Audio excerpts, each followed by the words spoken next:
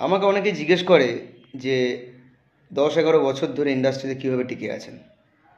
তো আমি তাদেরকে একটা কথাই বলি যে ইন্ডাস্ট্রিতে টিকে থাকতে গেলে একটাই মূল মন্ত্র, সেটা হচ্ছে স্বাবলম্বী হতে হবে, ইন্ডিপেন্ডেন্ট হতে হবে, কারো ভরসায় থাকলে চলবে না। আরেকটা কথা হচ্ছে যে আজ করব, কাল করব, পরশু করব, ভাবছি, করছি, এসব করলে হবে না। ঝাঁপিয়ে পড়তে হবে, ঝাঁপিয়ে পড়তে হবে, নইলে কিন্তু হবে না। ওই সারা জীবন ভেবেই যাবে তুমি, জীবনে কিছু করতে পারবি না, কোনো দিন পারবে না, কোনো দিন না। তাই ভাবলে হবে না, এগিয়ে যেতে হবে। অত বেশি ভেবে কোনো লাভ নেই, কারণ যখন নেমে গেছো ইন্ডাস্ট্রিতে, এই ফিল্ম ইন্ডাস্ট্রি তোমাকে অনেক কিছু দেবে। ধৈর্য ধরে রাখো, ঠিক পাবে।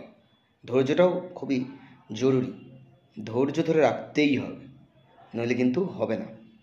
ধৈর্যটা খুবই দরকার।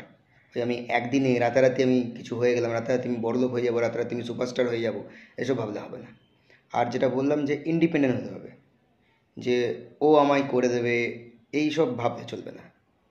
এই 2025-এ দাঁড়িয়ে নিজের প্ল্যাটফর্ম তৈরি করা কোনো ব্যাপার না। ইউটিউব আছে, ফেসবুক আছে, ভিডিও বানাও, প্রমোশন করো নিজের, দেখবে ঠিক মানুষের কাছে তুমি ঠিক পৌঁছাবে। এখন 2025-এ দাঁড়িয়ে সিনেমা বানানোটাও কোনো ব্যাপার না, যে কেউ সিনেমা বানাতে পারে, যে কেউ। তো এটাই বলবো যে ধৈর্য ধরো, ঠিক তুমি পারবে। আর ইন্ডিপেন্ডেন্ট হতে হবে, ঠিক আছে, স্বাবলম্বী হতে হবে, কারো ভরসায় থাকলে চলবে না। ও আমার হিরো বানিয়ে দেবে, ও আমার বাড়িতে ডেকে নিয়ে চলে যাবে, আমি তো বাড়িতে বসে আছি, ও আমাকে ঠিক বাড়িতে ঠিক ডেকে নিয়ে যাবে, কেউ ডাকবে না। নিজের প্ল্যাটফর্ম নিজেকেই করতে হবে, ঠিক আছে। নিজের ট্যালেন্টের প্রতি বিশ্বাস রাখো, ভগবান তো তোমায় প্রতিভা দিয়েছে, হাত পা দিয়েছে, স্বাবলম্বী হতে অসুবিধা কী আছে? স্বাবলম্বী হও, ইন্ডিপেন্ডেন্টলি কাজ করে যাও। Best of luck.